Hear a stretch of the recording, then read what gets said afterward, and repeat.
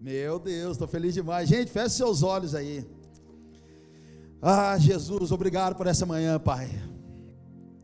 Espírito de revelação venha sobre nós. Sabedoria, Espírito de sabedoria venha sobre nós. Senhor, que as Escrituras venham saltar, Pai, da letra e se tornar viva em nossos corações essa manhã. Que assim como quando a gente lê essa mensagem, lê essas palavras, Senhor Jesus, lê os versículos, possa saltar em nossos olhos aquilo que nós não estamos enxergando, Pai, mas aquilo que somente o Espírito pode revelar para nós. Em nome de Jesus, Pai, nos pega nessa manhã por dentro, Pai, em nome de Jesus. Que o Senhor seja adorado, exaltado, Pai, nessa manhã, como o Senhor tem sido nesses dias, Pai, em nome de Jesus, Deus. Amém, aleluia. Gente, estou muito empolgado para pregar essa mensagem. O nome dela é Continue a Viver Nele. Nós estamos falando de uma série sobre santidade, e eu acredito que hoje é a última mensagem sobre essa série. Acho que Deus tem falado muita coisa com a gente, tem nos preparado muito, tem nos exortado bastante, tem nos ajudado, e eu acredito que nós estamos realmente amadurecendo como igreja, como corpo de Cristo, como a unidade, como noiva de Cristo. E todas as vezes que tem algo que está nascendo e amadurece, a gente celebra. Tipo o testemunho do Raul aqui, é um momento que a gente está celebrando com o que ele está vivendo. Esses dias nós estávamos na casa da minha mãe em Taubaté, e aí o nosso amigo Vinícius, o Tião, que é um pastor lá também. Cara, o Tião passou uns 3 anos de perreio na vida, mas pensa em perreio, irmão. Tinha dia que não tinha o que comer, valor da casa atrasado, parcela. Irmão, tinha dia que ele ligava para mim e falava, cara, posso ir na sua casa só para você orar por mim. Irmão, ele não tinha força nem para orar, cara, e a gente também não tinha nem força para orar com ele, era só chorar. E aí a gente foi para Taubaté, ele arrumou um emprego depois de 2 anos, 3 anos, Jesus amassando ele. Aí chegamos em Taubaté, ele comprou um carro, depois de anos, cara, andando de moto, a pé, na chuva. Ele falou, Xande, olha aqui meu carro, e a gente começou a chorar, celebrar. Cara, fizemos uma festa lá, irmão. Então tudo que nasce é muito bom, mas quando está amadurecendo é que você celebra. Porque você fala, está saindo do estágio de neném, de menino, e está amadurecendo. Então eu louvo a Deus pela vida da Poema Curitiba, pelo amadurecimento que a gente tem sofrido. E gente, não espere que o amadurecimento muitas vezes vem passar a mão na cabeça. O amadurecimento às vezes vem na foice, irmão. É no confronto, não tem como. Minha filha é assim, é todo dia assim em casa. Amém? Então abra comigo Gênesis 21, verso 1. Gente, estou empolgado, cara. Eu acho que essa mensagem hoje é mensagem de bênção e de vitória, hein? Você está feliz? Quantos querem vitória? Os que não ergueram a mão não querem, né? Eu quero por você, então vou pegar de você então, hein? Gênesis capítulo 21, você que veio buscar uma bênção, irmão. E tem que buscar mesmo. Vou liberar sobre você uma bênção hoje, estou empolgado, cara. Aleluia. Oh, tem uns irmãos que já estão assim, meu Deus, chegou minha hora. 20 anos na prova, vai parecer meu príncipe encantado. Aleluia. Gênesis 21, olha só, o Senhor foi bondoso com Sara, como lhe dissera, e fez por ela o que prometera. Sara engravidou e deu um filho a Abraão em sua velhice, na época fixada por Deus em sua promessa. Abraão deu o nome de Isaque ao filho que Sara lhe dera. Quando seu filho Isaque tinha 8 dias de vida, Abraão o circuncidou, conforme ele havia ordenado. Então olha só, nasceu um neném que era promessa. Qual que foi o nome? Isaque. Isaque significa sorriso ou riso. Então só, o tempo de cantar chegou. Verso 5, estava ele com 100 anos de idade, quando lhe nasceu Isaque, seu filho. E Sara disse, Deus me encheu de riso, e todos os que souberem disso, rirão comigo. E acrescentou, quem diria a Abraão que Sara amamentaria filhos? Contudo eu lhe dei um filho em sua velhice. Ô gente, sabe o que está dizendo aqui? Quando ela diz assim, Deus me encheu de riso e todos que souberem disso rirão comigo. Esse todos souberam disso e vão rir comigo, não é assim, que legal ela teve um filho. Esse rirão de mim ou rirão comigo é o seguinte, como assim, depois de velha, depois de um homem velho desse poder dar uma filha para ele? Como assim? Como assim um homem em sua velhice, a sua mulher não consegue engravidar? Como assim? E ainda ia fazer um bullying com Abraão, tipo assim, na sua velhice ele foi ligeiro. Bichão tá bruto ainda, V6 essa Ferrari. Conseguiu dar um filho para ela. É tipo assim, cara, mas o cara tá 20 anos na igreja e nada muda com o cara. Do nada, irmão, vem a sua bênção. Pô, mas o cara tá liderando, tá servindo na igreja e nunca vai ser líder na vida. É tipo assim, eles vão rir de você, irmão, quando alguém falar assim, você viu aquele fulano que estava na igreja lá, agora está prosperando? Você viu aquele fulano que está na igreja andando um bom tempo com nós, agora conseguiu casar? Você viu aquele homem que andava depressivo, aquela mulher que só andava cabisbaixo para lá e para cá, não tinha perspectiva de vida, agora anda sorrindo para lá e para cá? Querido, ontem quando eu olhei a foto do Tião, falei para Marcela, meu Deus, como o cara está bonito. O cara sorrindo de óculos escuros na cara, roupa nova, tudo bonitinho. Sabe o que é isso, irmão? Eu falei para o Marcelo, fala para ele, amor, se completa na vida dele agora, os meus lábios se encheram de riso e o Senhor colocou um novo canto em meus lábios. Irmão, deixa eu dizer para você, eu sei que está muito tempo na igreja, muito tempo achando que as coisas não acontecem, fica tranquilo, que a Bíblia diz em Apocalipse, que eu, Senhor, coloquei uma porta aberta diante de você, uma porta que ninguém pode fechar, e ninguém pode querer abrir aquilo que eu estou colocando na mão. O de repente de Deus, o já de Deus, irmão, acontece do nada. Eu estou dizendo para você, fica tranquilo que algumas coisas vai acontecer na nossa vida a partir desses dias, que vai surpreender você e não só você, quem está do lado e não acreditar, vai começar a rir daquilo que Deus está fazendo. É bênção, irmão, estou falando.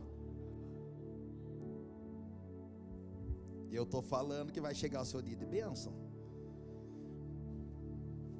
Xandão, eu estou tanto tempo e parece que nada acontece. Fica tranquilo, irmão, Deus está vendo. Os homens podem não ver o lugar que você está encucado, mas Deus está vendo, irmão. Deus está vendo, Deus vai tirar você daí. Deus vai mandar provisão para você, em nome de Jesus. Eu estou dizendo para você, cara. Agora olha só, Xandão, então eu vou me dar bem, vai. Você está declarando isso? Estou, com muita fé.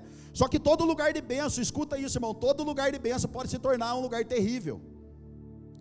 Todo lugar de bênção pode se tornar um lugar cruel. Todo lugar de bênção, depois que você faz muito sucesso, seu nome já está conhecido, você já tem livro, você já tem casa, você já tem dinheiro, você já tem fama, isso pode se tornar um desastre na sua vida.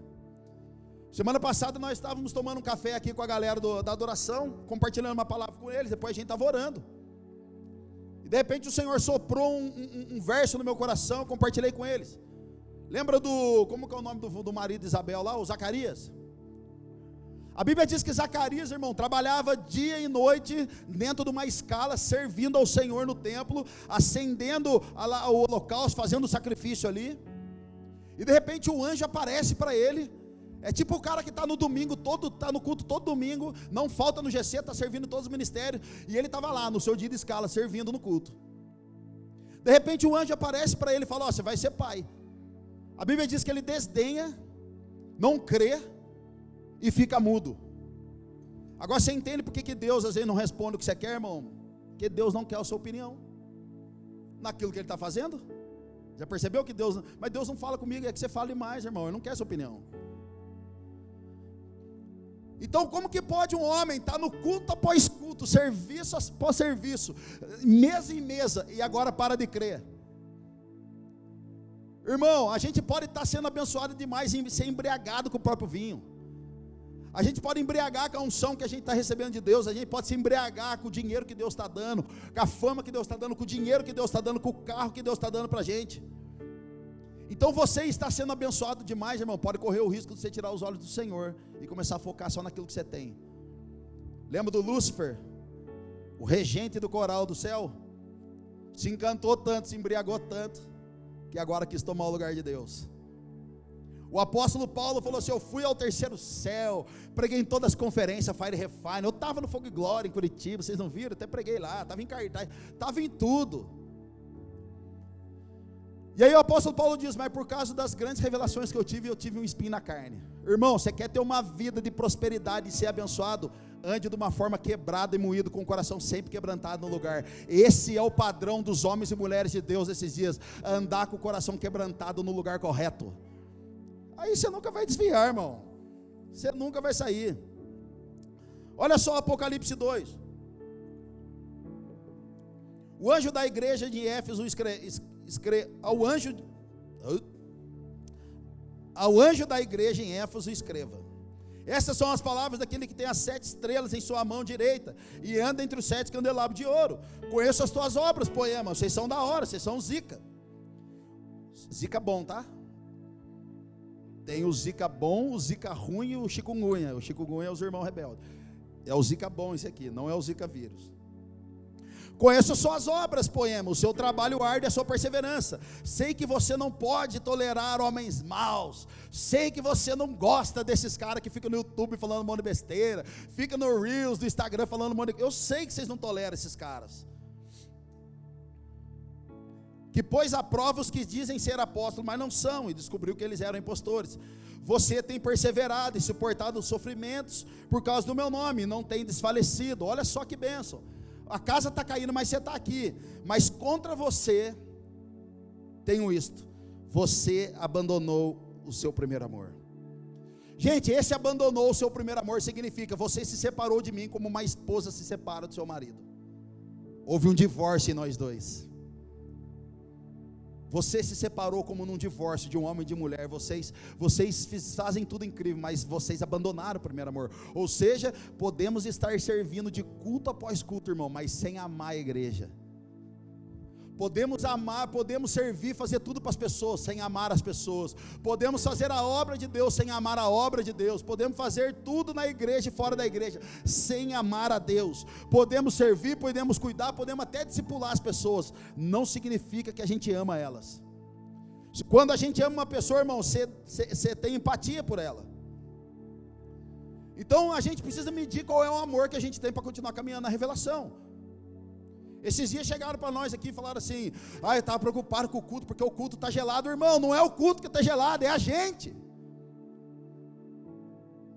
Tem culto que o demônio não está fazendo nada, é simplesmente que a gente não queima, não ama a presença, não se relaciona com a presença. Então o problema de fabricação, como diz o Marco Feliciano, é nós. Por isso que tem que ter um renova do Marco Feliciano. Renova agora, renova, e fica... Sabe tocar a música aí do Marco Feliciano, Gideões? Cara, um dia eu fui numa igreja pregar, eu estava falando: gente, eu era fã do Marco Feliciano, eu gostava, o sonho de José, grávidos do avivamento, destronando Satanás, meu Deus do céu, 3 dias sem dormir depois de escutar aquilo. Aí eu comecei a falar, um irmão do teclado começou a tocar a música do Gideões, cara. Nossa, gente, aí manifestou na hora. Falei: meu Deus, num raio de 5 quilômetros, aonde tiver um demônio alojado, renova agora. Vocês gostam, né? Era da hora, velho. Aí sempre depois de um grito vinha oração em língua.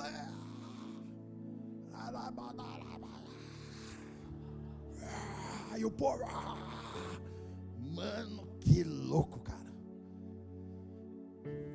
Ô, gente, na moral, cara, o culto tá gelado tá você, mano. Eu tô queimando aqui por Jesus, cara.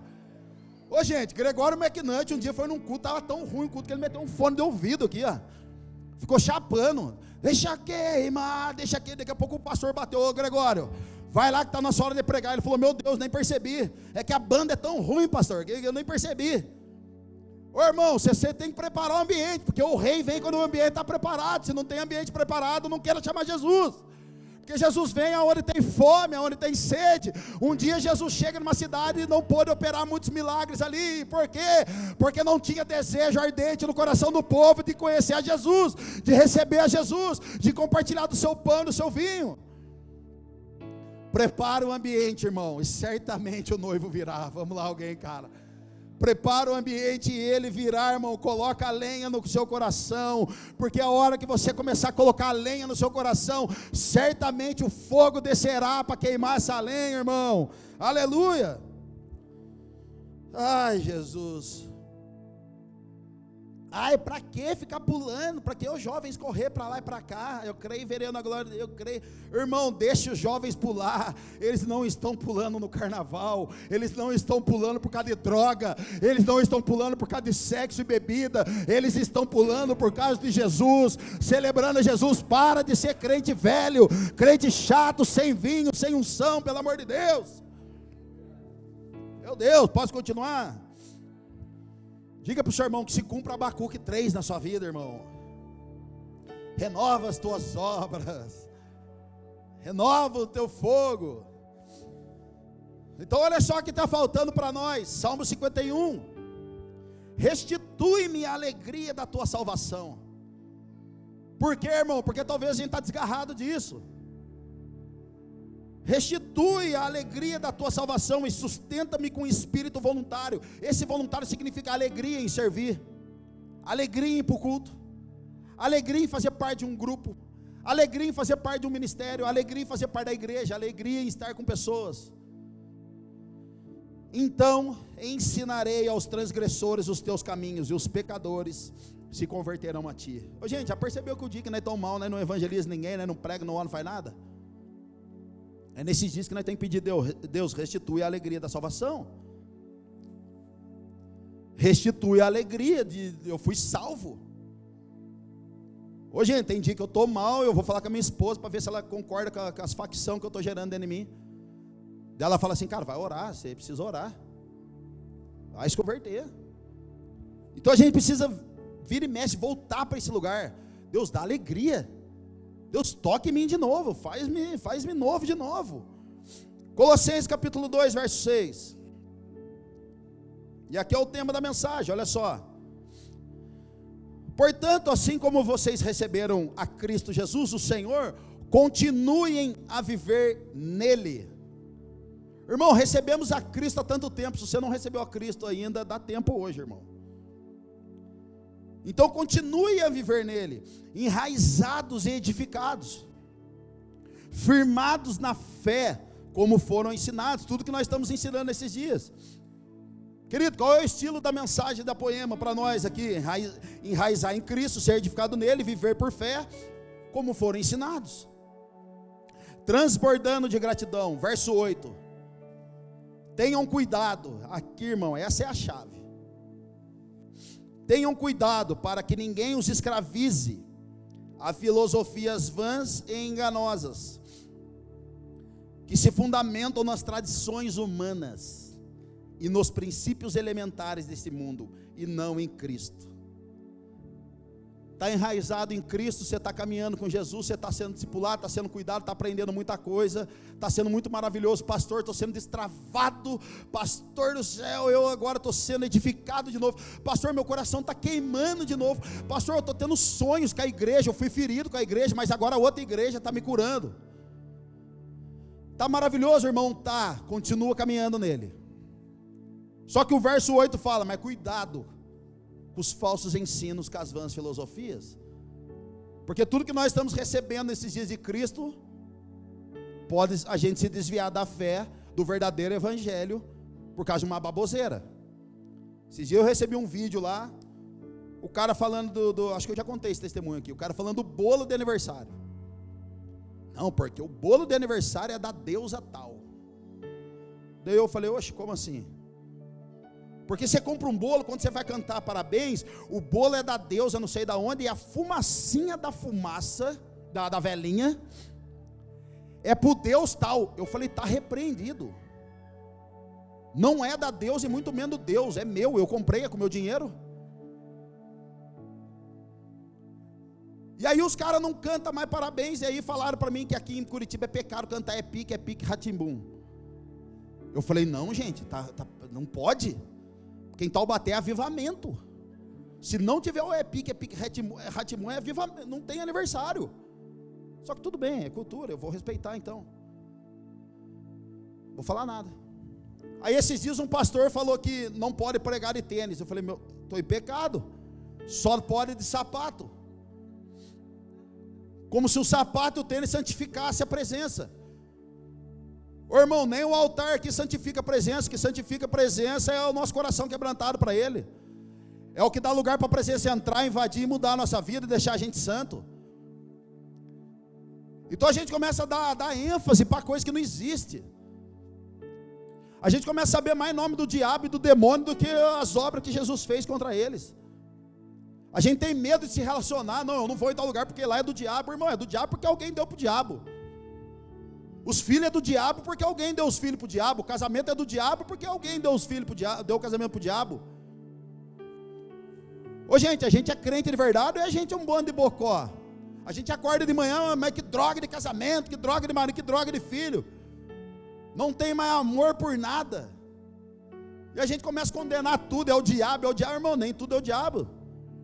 E de verdade, pega esse spark no seu coração, a nossa maior luta nem é contra o diabo, é contra nós mesmos.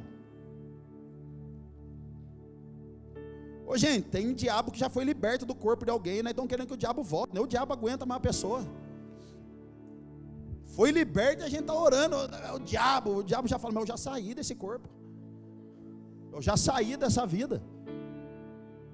O diabo fala, meu Deus, eu estou quase já indo para Cristo e vocês ainda querem que eu volte para voltar para o velho homem. Ô gente, deixa o diabo em paz, pelo amor de Deus. Pastor, mas aquele Mark Schubert veio aqui, eu fiquei correndo um lado para o outro. Pastor, como é que eu caio? Para frente ou para trás? Cai de lado, irmão, quando vier a glória. Agora se você não cair, se joga, irmão, é melhor. Amém? Ai, Jesus amado. Eu não posso ir na casa do meu tio, que lá tem imagem de escultura. Não vou lá falar com meus amigos no bar, porque lá é feio o negócio. Ô querido, Jesus andou com prostituta, cara. Você sabia que prostituta no tempo de Jesus fez parte do ministério dele depois? Você sabia que o apóstolo Paulo chega numa igreja chamada numa cidade chamada Atenas? E quando o apóstolo Paulo entra na cidade, ele olha para aquele monte de coisa e ele fala assim para aquele povo: percebo aqui que vocês são um povo todo religioso. E dentro daquele ambiente que Paulo estava, tinha uma placa escrito ao Deus desconhecido. Então Paulo entra na cidade de Atenas e fala assim: ei, atenienses, eu vejo que vocês são um povo religioso demais, vocês adoram um monte de coisa aqui, mas o que me chamou a atenção, pode estudar, irmão, o que me chamou a atenção aqui foi aquela placa ao Deus desconhecido. É sobre esse Deus que eu quero falar, o Deus que fez o céu e a terra, o Deus que mudou a minha história, o Deus que nasceu assim, que morreu assim. Paulo começa a pregar para os atenienses, e você fica com o seu evangeliquez aí religioso, que não consegue falar com um pecador, porque agora você é santo demais, porque agora você é ungido demais. E ai daquele que toca no ungido de Deus, irmão, não é para o outro que está falando isso, é para o diabo. É o diabo que toca no ungido de Deus, e ai dele se fizer isso. Mas o próximo você tem que amar. Então não queira ganhar religioso no amor, irmão. Religioso é no confronto. É por isso que Jesus confrontava os religiosos dentro do templo e amava os de fora, porque o templo muitas vezes é mais caos do que está lá fora, irmão. Vamos lá, igreja. Está feliz ainda?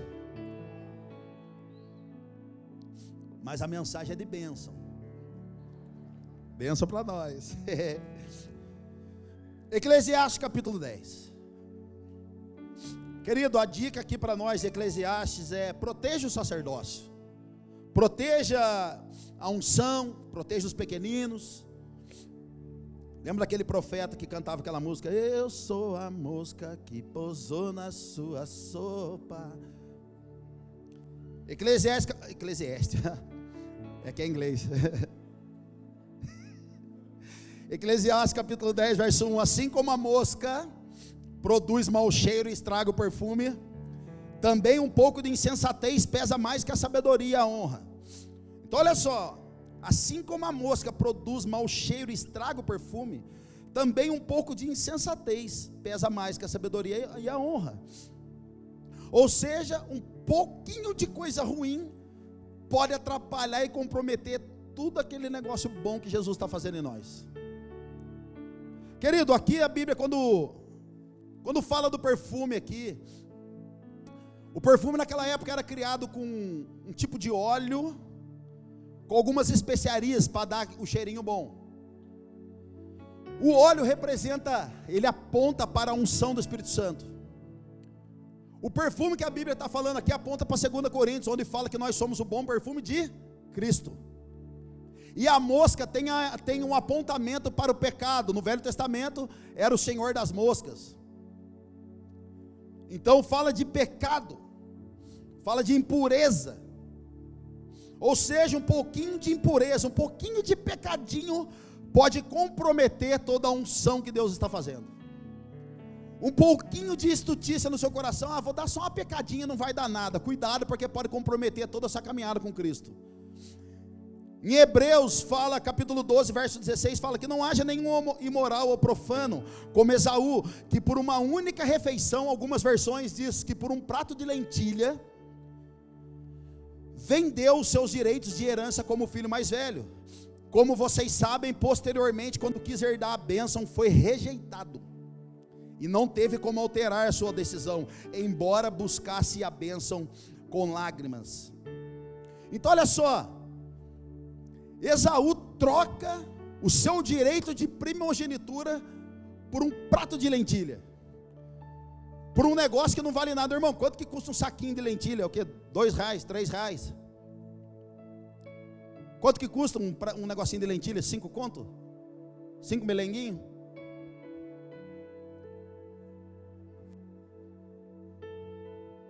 Quanto que custa um saco de prego?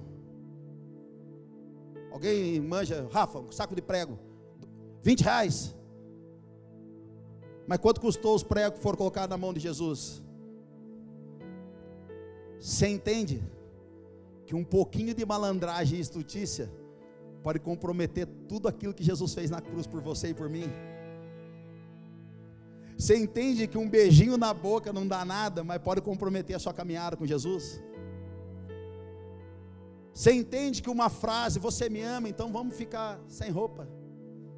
Você me ama, vamos fazer tal coisa, pode comprometer todo o chamado que você está construindo em Cristo Jesus, por causa de um prato de lentilha que não vale nada diante da glória, do chamado e da unção de Deus, cara.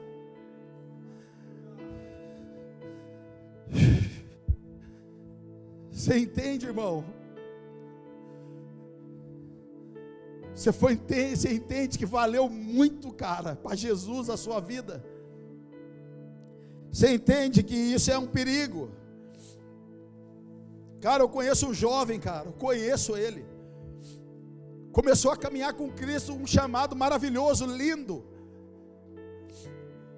Um dia chegou para mim e falou: Xandão, eu vivi em prostíbulo, cara, eu preciso ir lá evangelizar aquelas meninas. E a gente: não vai, você não está pronto, você não tem maturidade. Não vai, não, eu vou, estou na hora. Irmão, foi evangelizar as prostitutas no prostíbulo em Taubaté, está lá até hoje, nunca mais voltou. Eu conheço pessoas que caminham e caminharam, cara, caminharam com uma promessa incrível de Jesus. Vou curtir só uma baladinha porque estava carente.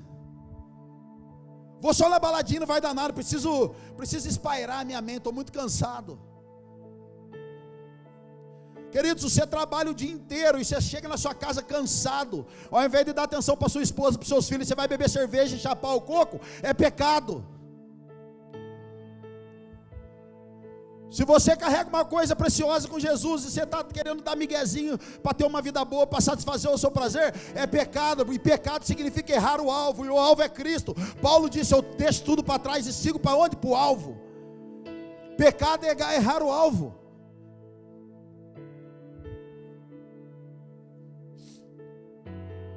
Diga para o seu irmão: Deus está disposto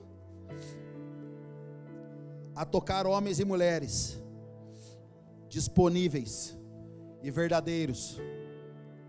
Olha isso aqui, gente. Agora, Xandão, mas eu estou meio assim, Xandão, o jeito que você está falando. Então beleza, irmão, tem caminho para você também de volta. Tem para nós, tem para mim.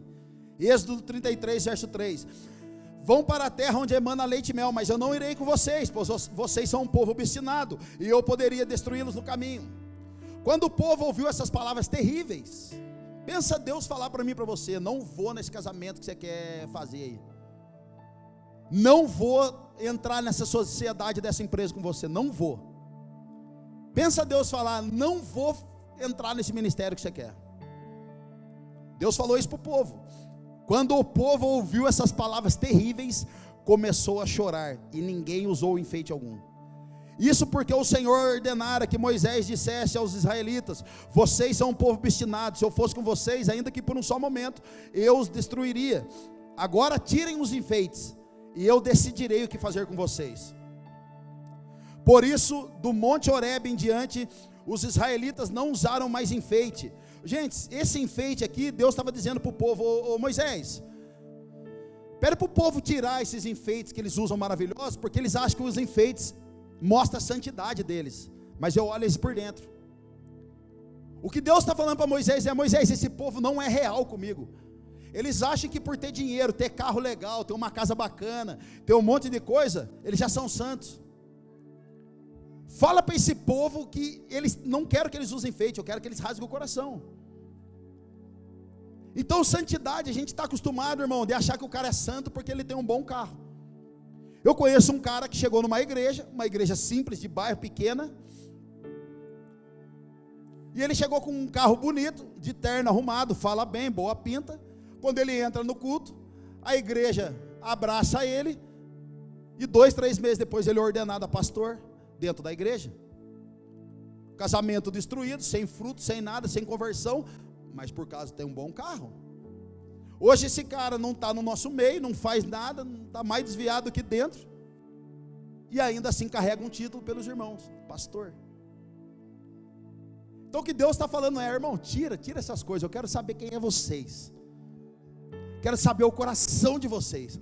Quer voltar a ter relacionamento, quer voltar para o centro da minha vontade, mostra quem você é, rasga. Irmão, não tenha medo de rasgar para Jesus, cara. Olha Gálatas capítulo 6, verso 12. Os que desejam causar boa impressão exteriormente, tentando obrigá-los a circuncidarem, agem desse modo apenas para não serem perseguidos por causa de Cristo. Ou seja, o cara mostra que é santo, tem um estereótipo de santo, mas não quer falar quem é. Ele manda você se converter, mas ele mesmo não mostra quem é. Vou simplificar isso para vocês. Um dia eu cheguei em Taubaté, um amigo meu, o Michael, hoje graças a Deus obreiro de uma grande igreja lá em Taubaté. O Michael um dia estava se convertendo na Poema, na época ele estava na Poema ainda, e aí ele estava indo para o retiro, cara, e a gente andava junto, e ele falou assim: ô Xandão, quero ir para o retiro, cara, mas estou com preguiça, mano, bem no dia, e era no dia do retiro. E eu lembro que eu chegava assim para ele e falava assim: ô Michael, mas eu acho que você tem que ir, cara, vai ser bom para você. Dele: mas e você? Eu falei: não, eu não preciso. Quem precisa é você. Dele: ô Xandão, mas a gente zoa junto, a gente sai junto. Eu falei: não, cara, mas acho que você é pior que eu. Vai você, mano, acho que você precisa. Ou seja, eu estava me escondendo atrás da minha falsa santidade para falar para alguém: se converte. Eu não preciso, mas você precisa. Irmão, dos pecadores aqui, talvez eu seja o maior, ou o pior dessa manhã. À medida que você confessa o seu coração, à medida que você abre o seu coração para Deus, é à medida que você alcança graça e misericórdia. Mas coração obstinado, irmão, duro de coração, encontra juízo. Todas as pessoas que nos procuraram para confessar algo, encontrou graça e misericórdia. Todos. Achamos que quem anda com Bíblia debaixo do braço é santo, anel de pastor é santo. Nada contra o anel, mas tem pastor que chega com nós, já chega desfilando com o anel, quase pedindo a benção, beijo aqui. Querido, muitas vezes eu prefiro um jovem, cara, que fala: e aí, mano, firmeza, do que um cara fala: paz de Cristo amado. Às vezes tem mais verdade, irmão, no paz de Já do que no paz do Senhor amado. Gente, estou falando para a gente ser de verdade, cara. O evangelho não é para bonzinho, irmão, o evangelho é para doente.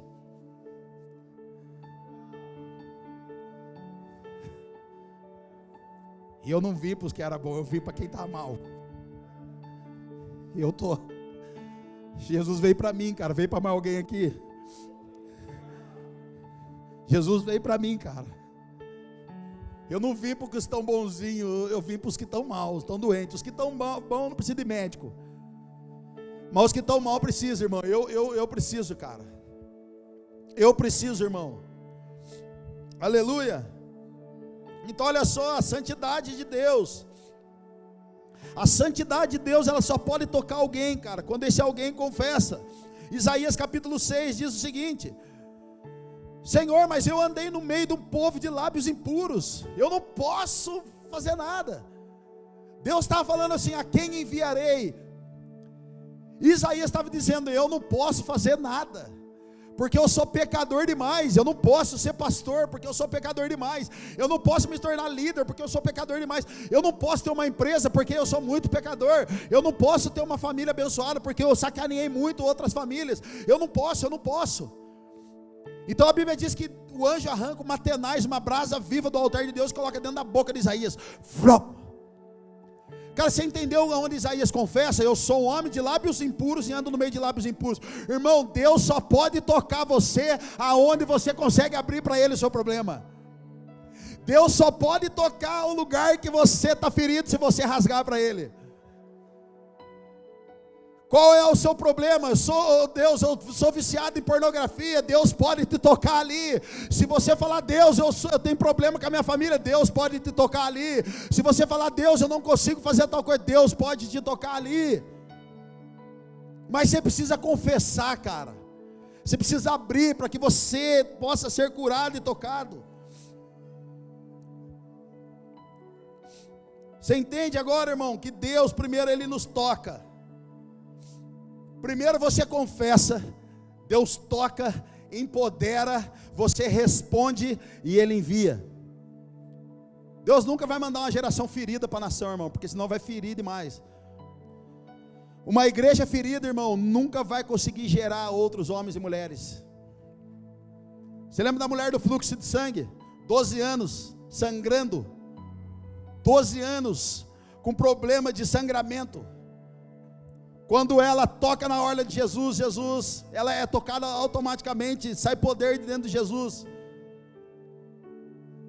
Sabe o que Jesus estava fazendo ali, irmão? Curando uma igreja que sangrava e não conseguia gerar mais nada.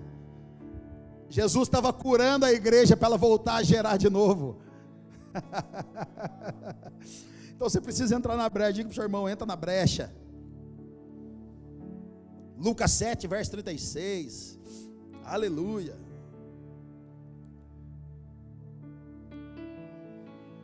Lucas 7, 36. Convidado por um dos fariseus para jantar, Jesus foi à casa dele e reclinou-se à mesa. Gente, essa história é maravilhosa, cara. Ao saber que Jesus estava comendo na casa do fariseu, certa mulher daquela cidade, uma pecadora, trouxe um frasco de alabastro com perfume e se colocou atrás de Jesus a seus pés. Chorando, começou-lhe a beijar os pés com as suas lágrimas. Depois os enxugou com seus cabelos, beijou e os ungiu com o perfume. Ao ver isso, o fariseu que havia convidado disse a si mesmo: se este homem fosse profeta, se esse pastor fosse um homem de Deus, se esse líder de GC fosse um homem de Deus, se essa líder de ministério fosse uma mulher de Deus, saberia quem nele está tocando e que tipo de mulher ela é, uma pecadora. Se o pastor fosse um homem de Deus e soubesse quem está indo na igreja, respondeu Jesus: Simão, tenho algo a te dizer. Dize, mestre, disse ele. 2 homens deviam a um certo credor, um deles devia 500 denários e o outro 50. Nenhum dos dois tinha com o que lhe pagar, tudo caloteiro. Nenhum dos dois tinha com o que lhe pagar, por isso perdoou a dívida de ambos. Qual deles amará mais? Simão respondeu: suponho que aquele a quem foi perdoado a dívida maior. Você julgou bem, disse Jesus. Em seguida voltou-se para a mulher e disse a Simão: vê esta mulher? Entrei em sua casa, mas você não me deu água para lavar os pés.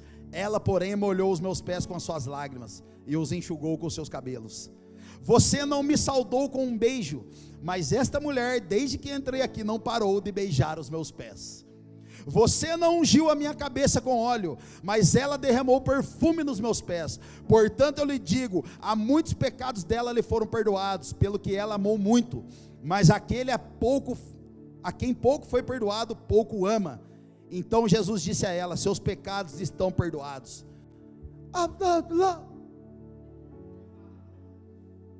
Lembra daquele óculos?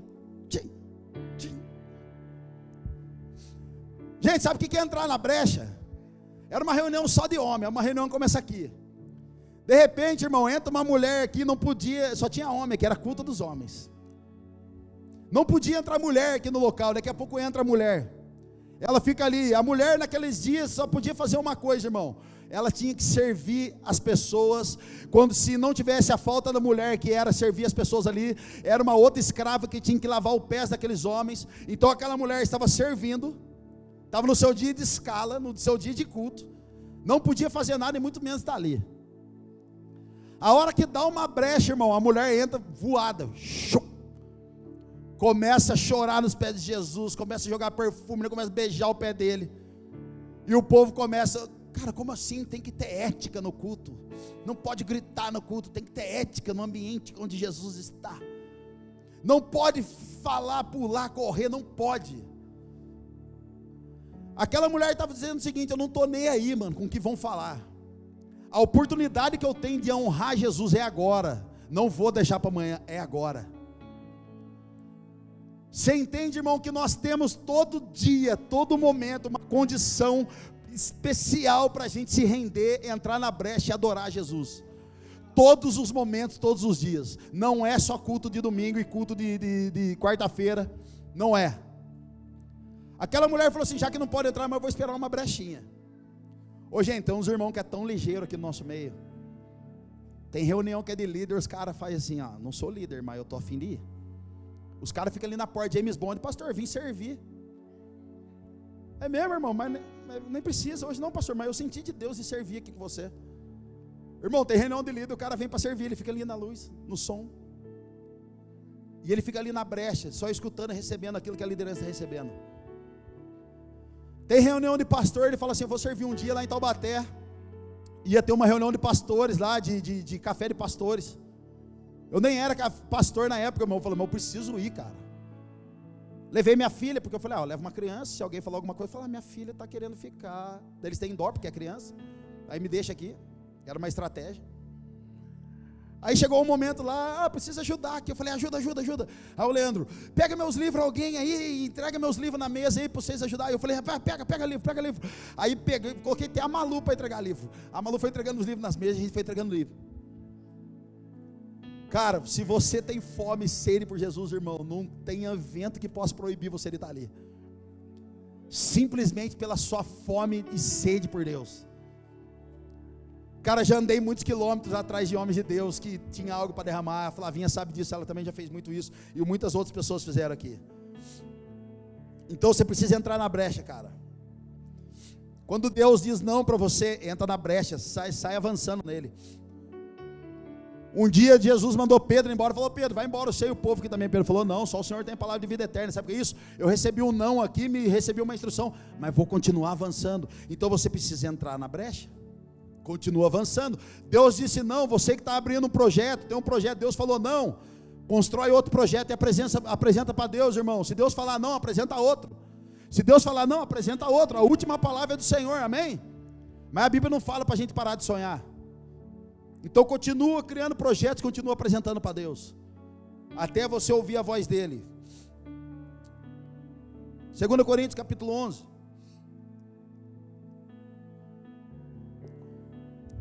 E aqui eu começo a pregar. Foi só uma introdução.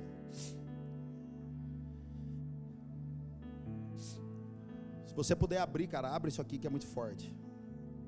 2 Coríntios capítulo 11, verso 1. Gente, você não precisa ter prestado atenção em nada, mas daqui para frente você tem que prestar atenção no que eu vou falar. Isso aqui vai ditar a nossa caminhada daqui para frente. Às vezes as pessoas não entendem, às vezes, por que a mensagem é dura, por que o confronto é duro, Por que a igreja às vezes não passa muita mão na cabeça? Por que muitas vezes a gente não negocia algumas coisas? Essa semana eu estava fazendo um tempo de comunhão lá na casa da Vitória, do Samuel, junto com o Chás e a Marcela. E aí a Marcela falou: o Xande é bravo. O Xande às vezes fica bravo com as coisas da igreja. O Xande às vezes fica bravo com algumas coisas que acontecem. E gente, de verdade, meu problema não é com as pessoas. Meu problema é com o zelo com a igreja, com a forma que as coisas são feitas. Eu não tenho problema com os outros, irmão, eu amo as pessoas. Mas eu tenho problema com o zelo. E se você for zeloso com aquilo que Deus está dando para você, irmão, vai se cumprir na sua vida. O zelo pela tua casa me consome. As pessoas vão querer agredir você, falar de você, falar mal de você, simplesmente porque você tem zelo com as coisas de Deus. Eu não negocio nenhuma coisa de Deus na minha vida, nada. E quem anda perto de mim sabe, irmão, eu arrumo treta com todo mundo. Vocês acham que os liderados de vocês têm problema? Vocês não andaram comigo, eu dou mais problema que eles. A minha esposa disse amém. Irmão, eu arrumo confusão com todo mundo, vocês não têm noção. Eu não sou do jeito legal que vocês acham que eu sou.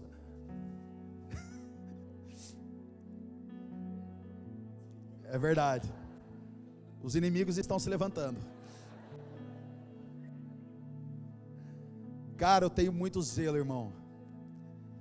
Eu jamais quero que se levante Rufini e Finéias no nosso meio.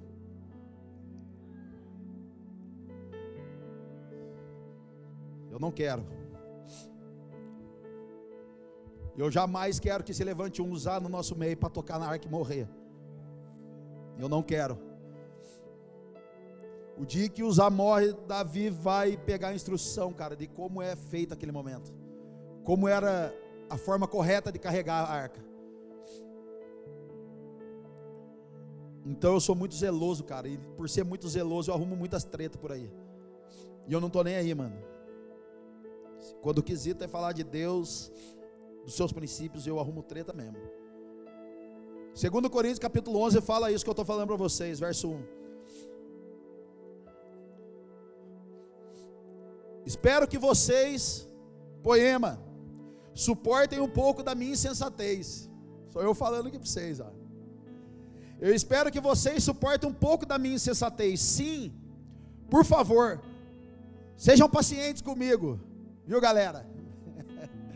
Sejam pacientes comigo. Verso 2. Meu Deus. O zelo que eu tenho por vocês, igreja, é um zelo que vem de Deus. Eu os prometi a um único marido, Cristo, querendo apresentá-los a Ele como uma virgem pura. O que receio e quero evitar é que, assim como a serpente enganou Eva com astúcia, a mente de vocês seja corrompida e se desvie da sua sincera e pura devoção a Cristo. Cara, o zelo que eu tenho por vocês é um zelo que vem de Deus, irmão. Porque eu vos prometi a um único marido, Cristo. E o zelo que eu tenho, a preocupação que eu tenho é que ninguém venha corromper a nossa mente, como igreja gloriosa, a fim de tirar a gente da presença, a fim de tirar a gente do zelo, a fim de tirar a gente da verdade, a fim de tirar a gente dos princípios de Deus. É por isso que eu arrumo confusão, irmão. É por isso. A Bíblia fala dos dias maus, e os dias maus não são terremotos, os dias maus não são picaretagem.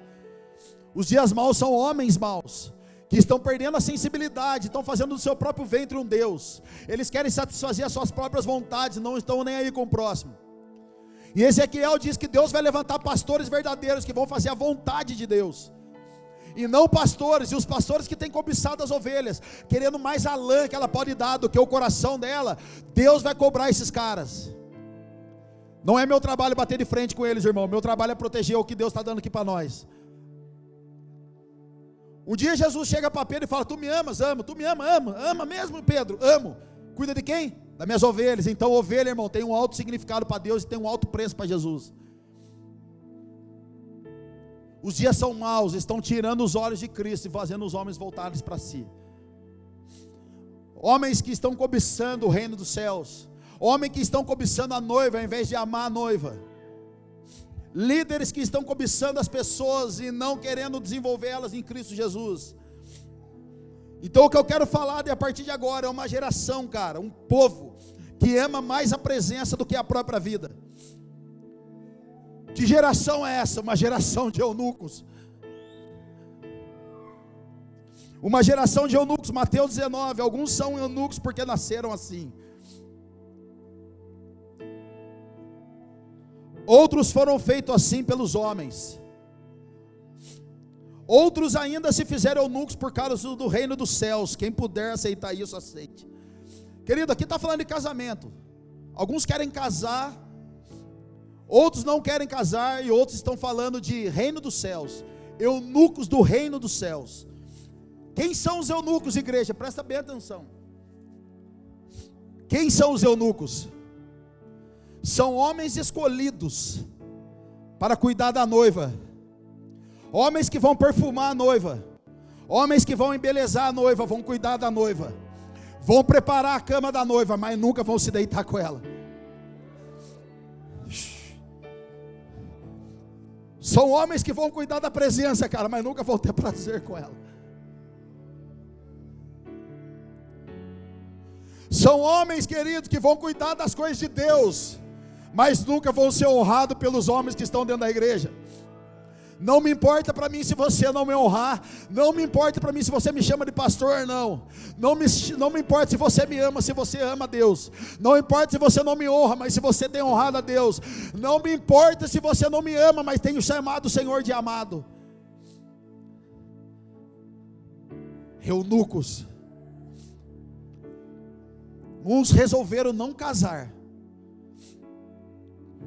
Outros não podem ter filhos, não podem gerar, nasceram com problema, esterilidade. E outros disseram: eu vou ser um líder, mas não vou se contaminar com mais nada, é só o Senhor. Eunucos, cara. Sabe o que significa eunuco, irmão? Meu Deus. Sabe o que significa eunuco, Patrícia? Vigilantes da cama. Eunuco cuida de algo que não é nosso, cara. Nós não vamos ter prazer na noiva.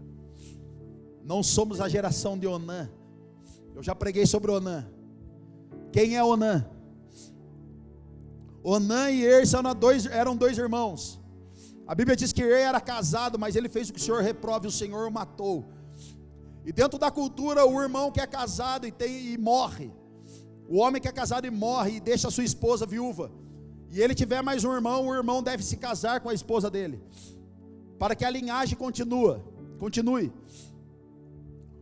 E Onã, querido, então o irmão dele morre, Deus mata o irmão dele e ele se casa com a cunhada. Só que a Bíblia diz que todas as vezes que eles tinham relação sexual, Onã jogava o sêmen por terra. A Bíblia diz que Deus viu e Deus o matou. Onã, querido, é a geração que não quer ter intimidade, mas quer ter prazer na noiva. É a geração que não quer se envolver com as coisas de Deus, mas quer sair na foto e falar: eu estou junto. Onã é os caras que estão brincando com o reino de Deus, só quer ter prazer na noiva, mas não quer amar a noiva. Onã é o cara que está falando: eu estou junto no GC, mas não quer cuidar de ninguém no GC. Não quer se relacionar com ninguém, mas ele quer sair na foto. Essa é a geração, irmão, que Deus vai exterminar, porque Deus levantou a igreja, foi para multiplicar, irmão.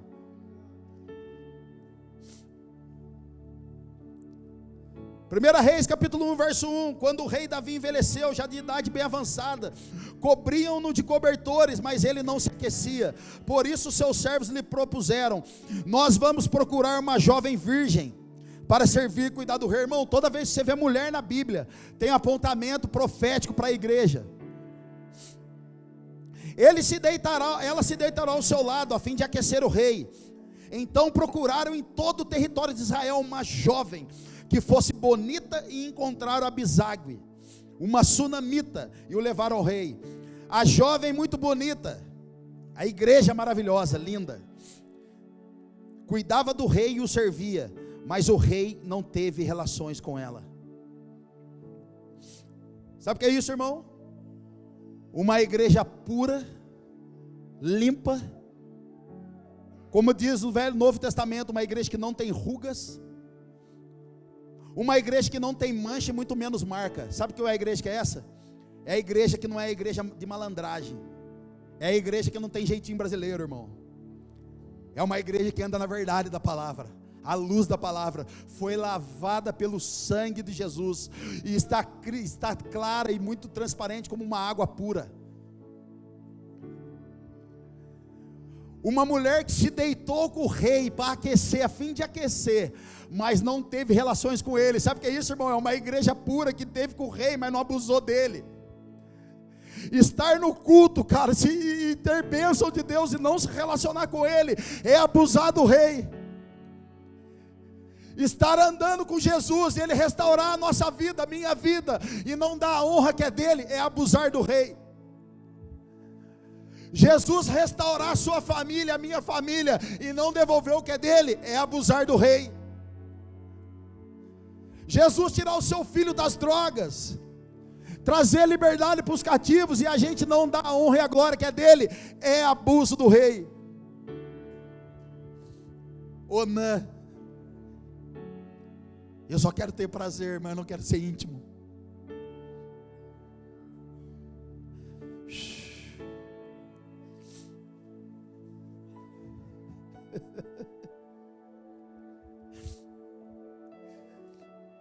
Querido, agora João capítulo 3 fala de um homem, cara, que preservou a intimidade.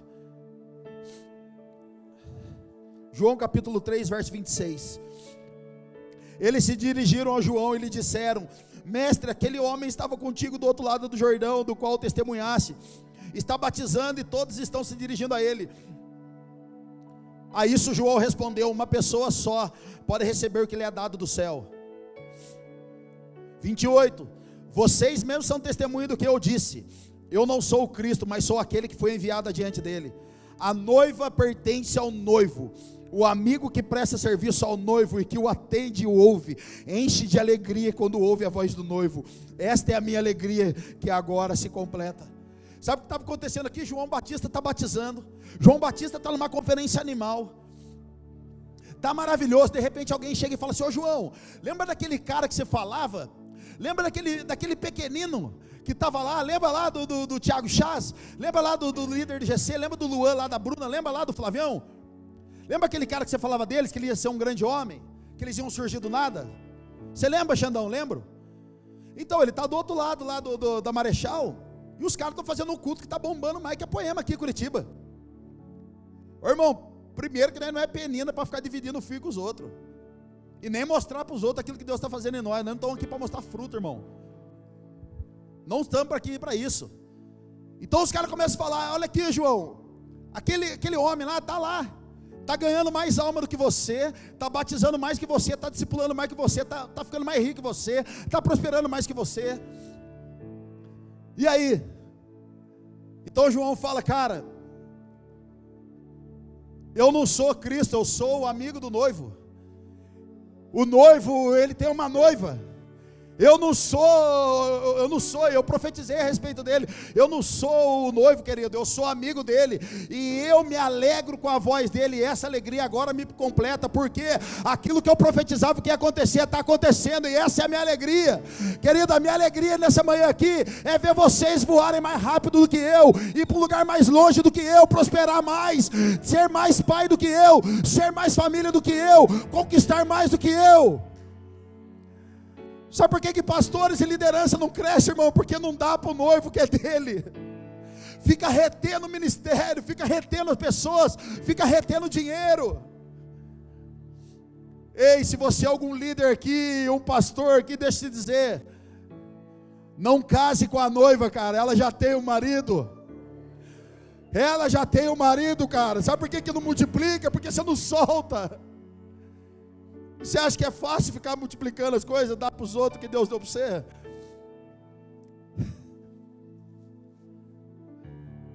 Você está feliz ainda, igreja?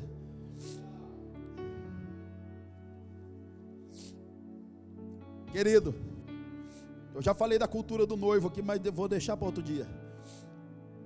Sabe quando as pessoas ficam tristes com a gente aqui? As pessoas chegam para a gente e falam assim: pastor, o que eu faço é isso? Pastor, o que eu faço agora? Pastor, fala para mim o que eu tenho que fazer. Pastor, revela isso para mim. Pastor, faz isso. Pastor, o que eu tenho que fazer aqui? Pastor, irmão, sabe o que eu faço para os caras? Os caras pegam mal com nós. Eu falo: vai orar. Os caras: pastor, como assim? Irmão, teu irmão que sentou com nós na mesa, já bravo. Você não fala o que eu tenho que fazer. Eu falo: vai orar, irmão, eu sou seu amigo do noivo. E se você é um eunuco de Jesus, eu também sou. A gente tem acesso ao palácio, a gente tem acesso ao mesmo quarto, a gente tem acesso ao lugar mais íntimo do rei, porque a gente é eunuco. A gente entra lá, prepara a cama, mas não se deita na cama para ter prazer com ela. Come on, foguinhos. Eu falei que era palavra de vitória.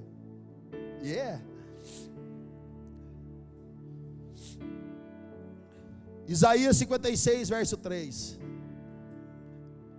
Ah, Jesus. Ô, Kevin, vem aqui ajudar eu, Kevin. Vem aqui, Kevão.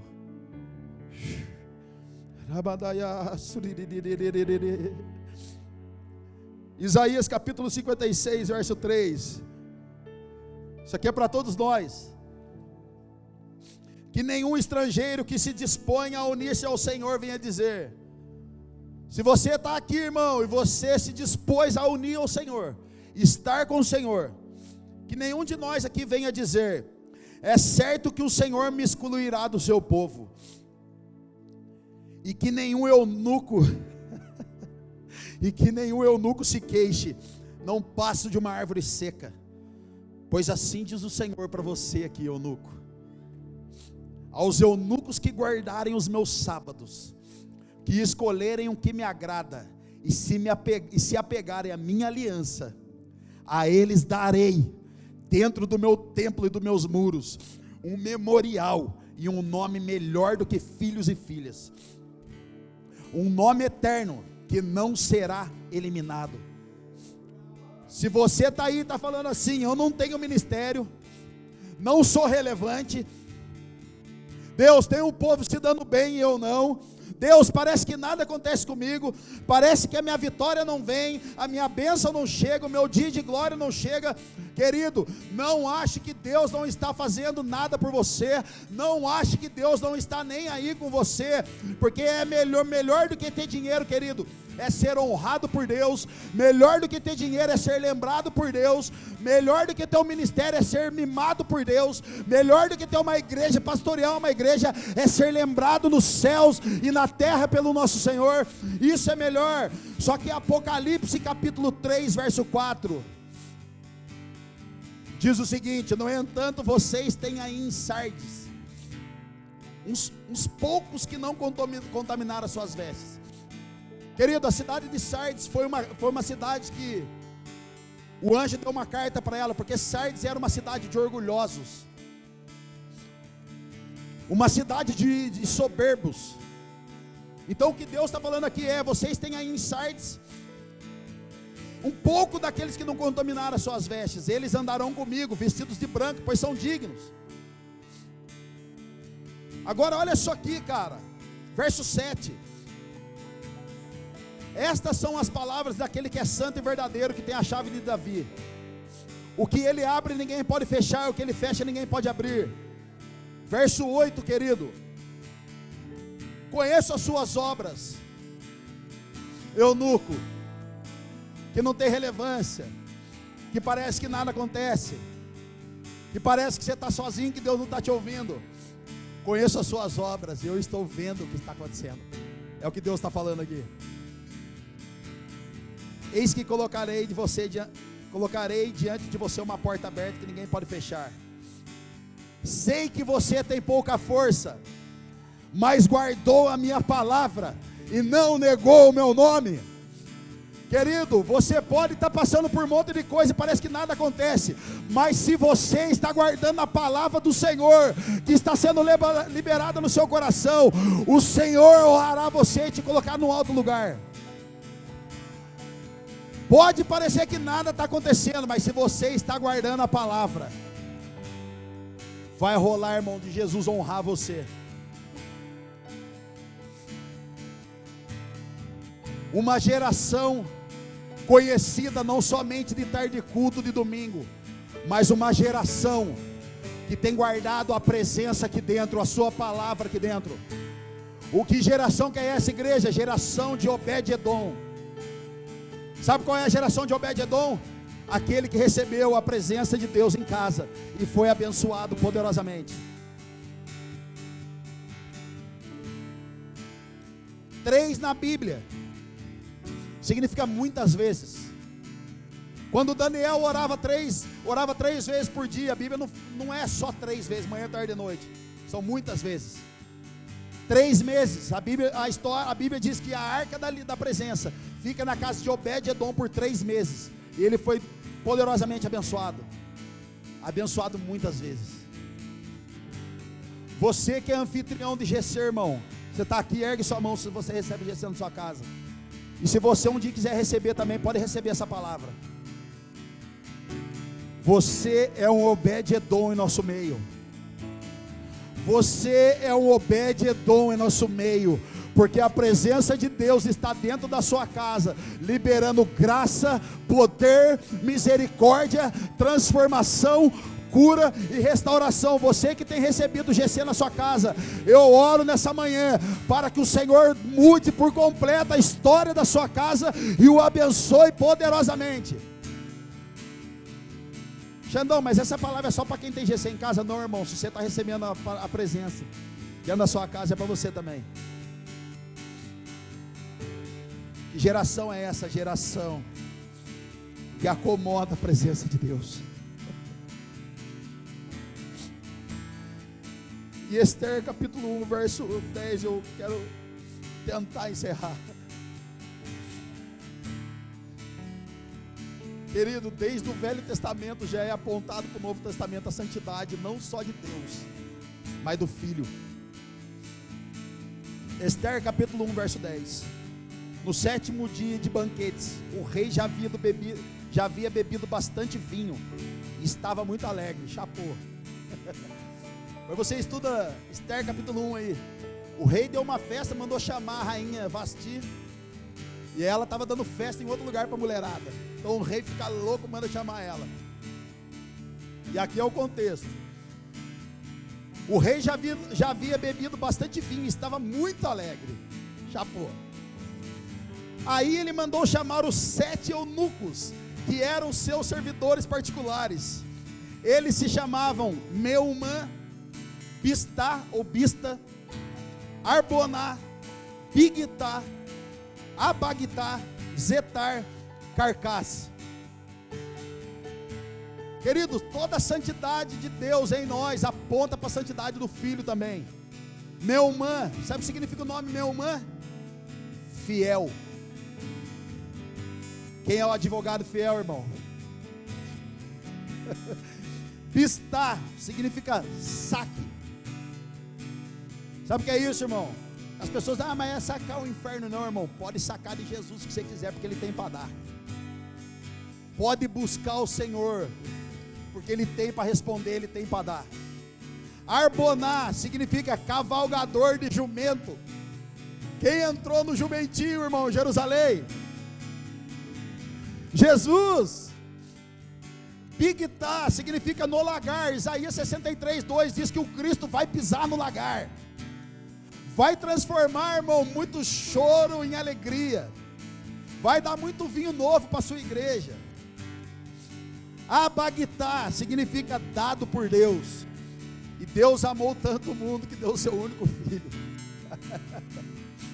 Zetar significa estrela da manhã.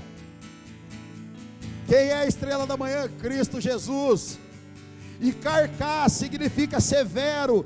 Cristo vai vir, irmão, com a sua espada na mão e batendo de frente com a injustiça, com aqueles que não se renderam. Cara, de quem que Deus está falando aqui?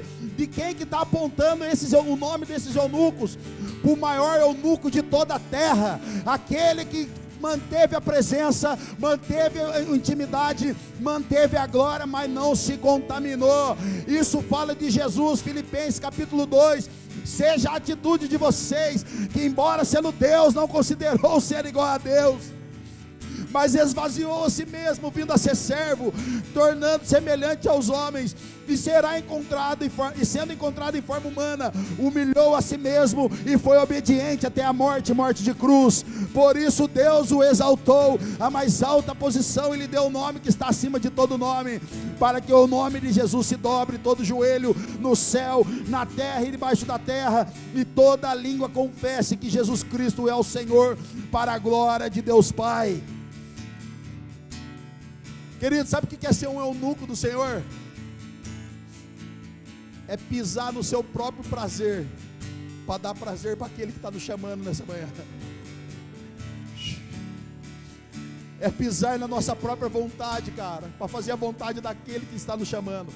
Xandão, como eu faço isso? Toma a sua cruz, negue a si mesmo e siga Ele.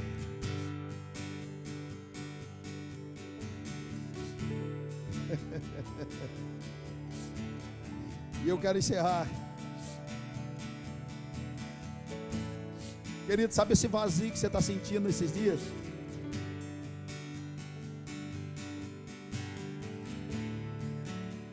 Sabe esse vazio que você sente nesses dias? Essa dor no peito, essa angústia que você sente nesses dias?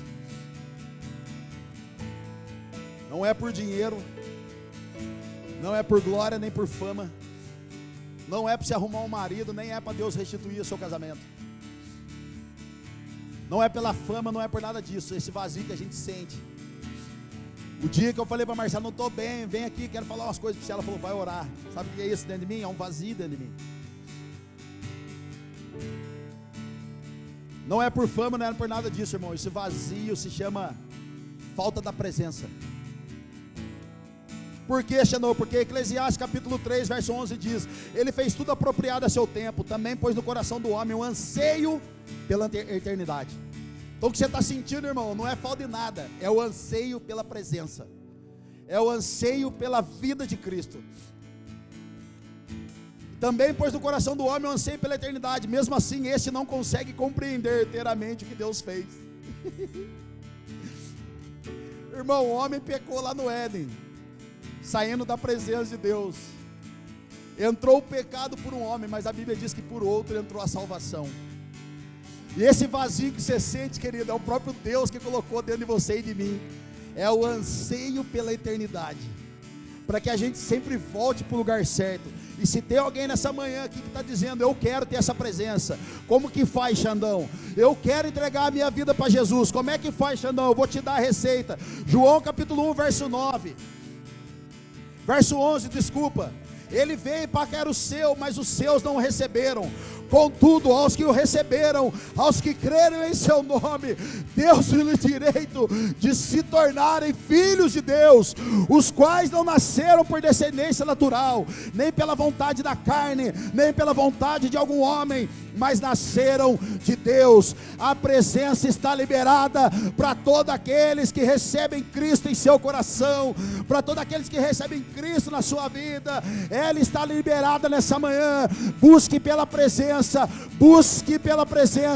conecte o seu coração nessa manhã por causa de Cristo, entregue a sua vida para Ele, negue a si mesmo, e você encontrará graça e misericórdia nessa manhã, em nome de Jesus. Primavera você trouxe.